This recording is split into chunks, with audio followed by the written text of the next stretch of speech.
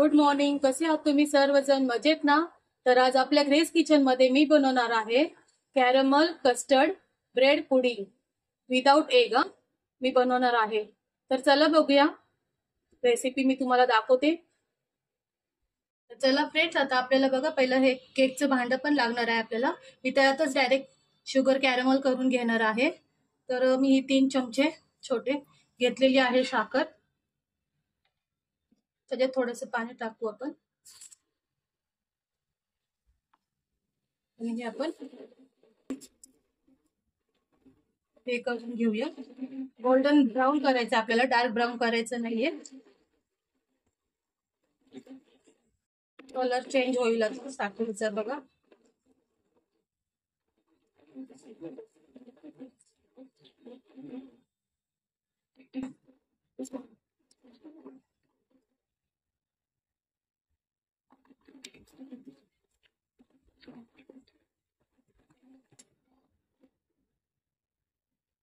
Friends, आपले sugar caramel झालेले आहे साखर.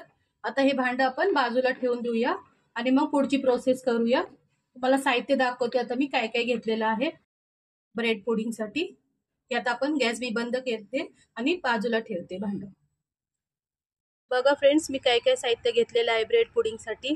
हे स्लाइस घेतलेले आहेत मी 6. त्याच्या बाजूच्या कडा कापलेल्या आहेत. मी घेतले तरी चालेल, काय फरक पडत नाही त्याने. अर्धी वाटी साखर घेतलेली आहे. 1 ग्लास दूध घेतलेला आहे आणि हे 4 चमचे मी कस्टर्ड पावडर घेतलेला आहे व्हॅनिला फ्लेवरचा. आणि आता हे आपल्याला मिक्सरमध्ये एकदम पेस्ट बनवून घ्यायची आहे, जी स्मूथ एकदम. आणि मग हे आपण शिजवून घेणार आहोत. पहिला आपण ह्याला आता ग्राइंड करून घेऊया. फ्रेंड्स, तर आता मी हे ग्राइंड करून घेतलेलं आहे, जे जे मी तुम्हाला साहित्य दाखवलं होतं. आता मी हे शिजवून घ्यायचं आपल्याला हे बॅटर. हे बघा, हे शिजवून घ्यायचे आपल्याला.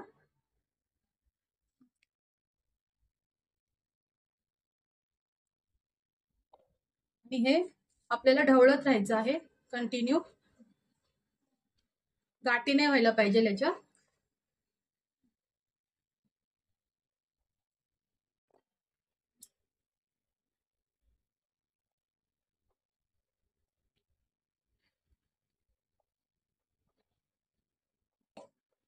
हे थिक व्हायला पाहिजे. आणि मग आपण हे जे आपण कॅरमल करून घेतलेली आहे आपली शुगर, त्याच्या त्या भांड्यात केक टेन मध्ये जे आपण केलेले आहे शुगर, त्याच्यामध्ये आपण ओतणार आहोत ते. आणि मग 2 तासासाठी आपण ते फ्रीज मध्ये ठेवणार आहोत सेट व्हायला. खूप छान टेस्ट लागते. तुम्ही एकदा नक्की करून बघा, ही रेसिपी ट्राय करा. मुलांना खूप आवडते हे pudding, bread pudding. Sweet dish म्हणून पण आपण हे ठेवू शकतो.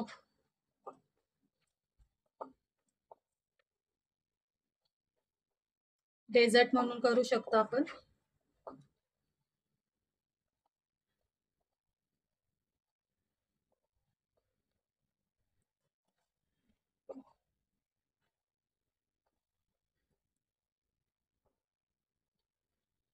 हे बघा आता कसे थिक होत आहे.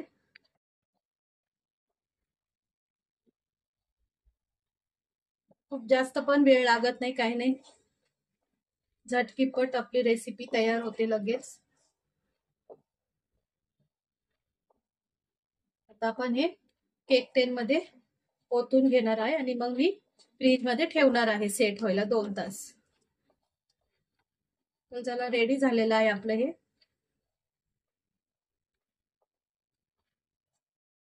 बघू शकता तुम्ही, या प्रकारे झालेलं आहे. तर चला, आता मी हे ओतून घेते केक टेन मध्ये. फ्रेंड्स, आपलं तयार झालेलं आहे हे. मी म्हणजे जे ग्राइंड करून घेतलं होतं आपण, ते शिजून घेतलेलं आहे. मी आता केक टेन मध्ये टाकलेलं आहे आणि आता मी ह्याला कव्हर करणार आहे सिल्वर फॉइलने. आणि मग हे मी स्टीम करून घ्यायचे आपल्याला. हे 30 ते 35 मिनिट आपल्याला हे स्टीम करून घ्यायचं आहे. त्याच्यासाठी मी एका कढईमध्ये पाणी घेतलेलं आहे आणि ते आता मी स्टीम करून घेणार आहे. झाकून ठेवायचं आहे आपल्याला. तर चला, आता आपण नेक्स्ट प्रोसेस बघूया.